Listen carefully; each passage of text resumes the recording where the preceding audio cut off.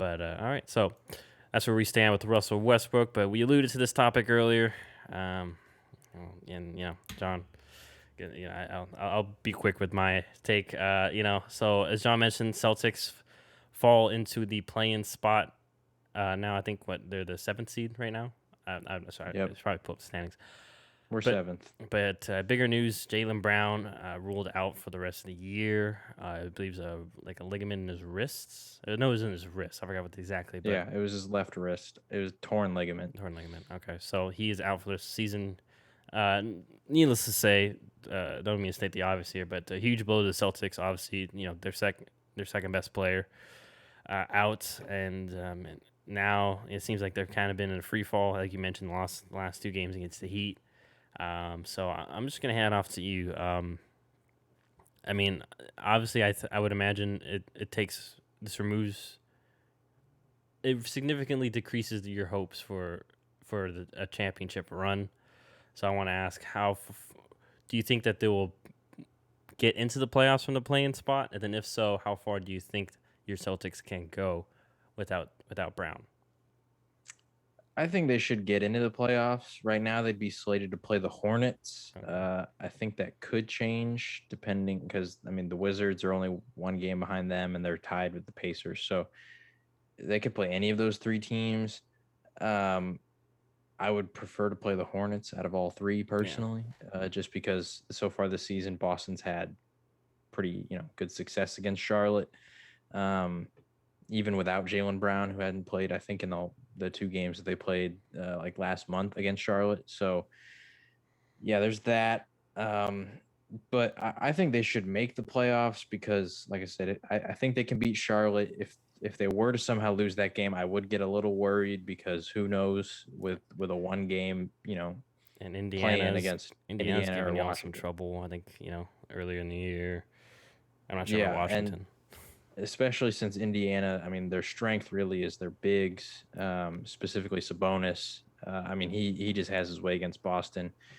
Washington, I mean, typically, I can't remember exactly how those games have gone, but I don't remember them giving us like a that tough of a time. I think maybe we split the series. I might be wrong on that. Anyway, like I said, I think they should make it because Tatum, he could go off for 40, 50, 60 like he has been over the last month. There's no need to bring that Kemba's up, by the been way. sorry. Kemba's been having a really good stretch the last 10 games, even though it's been in the midst of some losses. He has been a bright spot, dropping 30 pretty consistently over this previous stretch on pretty efficient nights. Marcus Smart, obviously, he's still a solid player. Robert Williams, like they still have talent. I Fournier was think to solid last night. I mean, he had 20 and Fournier's 8. actually he's been very good over this last month. Even He's been a big boost. after he started off Um, like horrible, dude yeah, can. yeah. So it's I once again I think they should make the play in, but who knows? I said they would avoid it. But right now, I think it's still technically possible, but I think the Knicks or Hawks have to lose out over the next three games, and Boston has to win out because Boston's three games behind both of them. But I think there's still a tiebreaker scenario where they could win. So, but they'll probably finish as the seventh seed. Once again, I think they should make it. It's tough to say where you want to be if you're the Celtics. I mean, historically, they've been pretty good against the 76ers, but the 76ers team is also a lot better than those teams that, the Celtics beat. And also, the Celtics are, I would say, worse than the teams that they had when they beat the 76ers. So I don't really want to I don't want to play them honestly because of Embiid and just how easy of a time he has against us typically. I think that the supporting cast around him this year is good enough to where they'd probably destroy us because that's been the one thing that's really held them back against us is Embiid will go off for 40 and the rest of the team doesn't do their job. The Nets are tough because if they're healthy, Yeah. I don't think anybody in the East wants to play them. So honestly, out of the top three teams, best case for Boston is they finish at 7 and Milwaukee wins goes to the second seed Okay. because typically Boston actually does a pretty good job at playing against Giannis. Honestly, most of the time they play against Milwaukee, Chris Middleton's the one that goes off against us. So I'd say that's best case scenario, but realistically, without Jaylen Brown, the lack of bench depth that we have. I mean, that was the big thing for getting Evan Fournier, is that he would provide bench depth. Jabari Parker would do that too, like all these kind of guys. But with Jaylen Brown being out, I mean, you're relying on Aaron Naismith and Peyton Pritchard as like your two main bench guys, and like Tristan Thompson or Robert Williams, whoever's there. But health's still not concerned for Kemba and Marcus Smart. I know they're missing the game against Cleveland. I think that's tonight.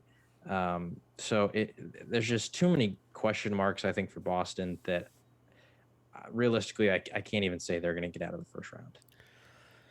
Yeah, I do agree with you. I think your best bet to get out of the first round would be the Bucks, just because I think we've seen in recent years too. Like, it's like a Bucks kind of like a snake with Giannis. Cut off the head of the snake in the playoffs, and Giannis has, I guess some would say, fallen short last few playoffs. So if you can do that, then yeah, you can definitely beat them. But regardless, yeah, don't. I think you're right on the money. Philly and Embiid, who you can put on him, and then obviously Brooklyn. Who the heck are you going to put on? You can't cover all three of those guys if they're all playing.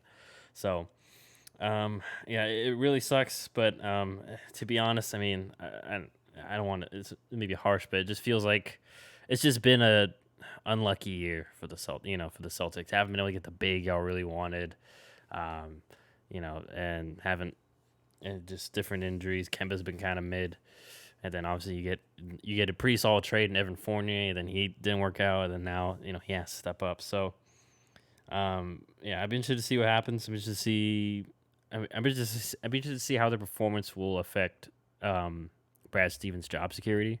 Because I mean, I don't think it should, but there's the rumors flying around. There's been, I think, popped up midway through the year. He might leave. Like, was it like a college team or something? I didn't really buy it, but I mean, hey, who knows? Maybe there's a little bit of truth that maybe the marriage is kind of, who knows? I'm just saying. I don't believe it, but right.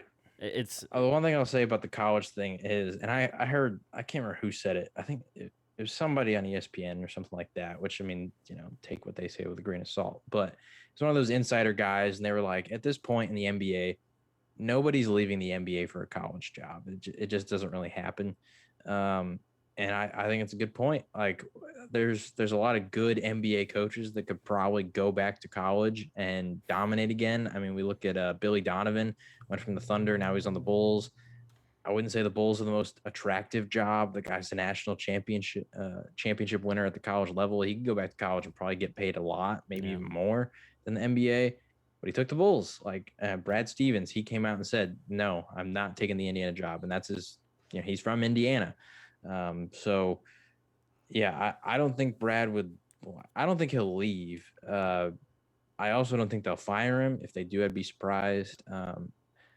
I hope that this season makes Danny be more aggressive, because we know that Danny's always sort of involved in stuff, but he doesn't always pull the trigger on like a big move, And I don't want him to like trade Jaylen Brown or Tatum or anything like that, but make some noise, make a big move, shake up the roster, because the current group, although there was hope for them fully healthy, it just all the pieces didn't work together. I don't think there was a single game this year where the entire team was healthy. I don't think there was a single game this year where their best 7 players were all healthy.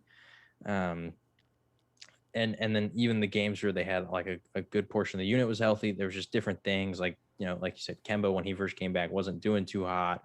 Evan Fournier didn't have a good start. Just different stuff. Tatum's had some off games.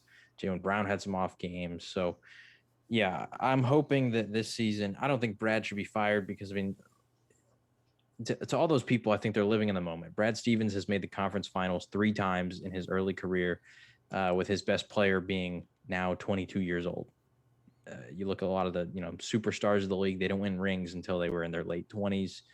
So I think it's a little unrealistic of people to expect Jayson Tatum to all of a sudden beat LeBron and Steph Curry and all these kind of guys. Although Boston absolutely had talented teams, I don't think anyone ever considered them truly finals favorites of any of the years that they played, except maybe that year that they got Kyrie and Gordon Hayward. But then obviously when Hayward got hurt, it changed. Yeah. So I don't think Brad gets fired, especially since the players are hurt this whole year. I think that gives him just an easy excuse. But also, I just haven't heard anything from the Celtics organization that seems to believe that they themselves are having questions about Brad Stevens because I think they know it's a COVID year. There was a lot of injuries. There's just so much that happened this year. Also, the center things that they just they didn't get a lot of things to go their way. So I would say that there's more likely going to be a shakeup of the actual roster itself than a staff change. But who knows?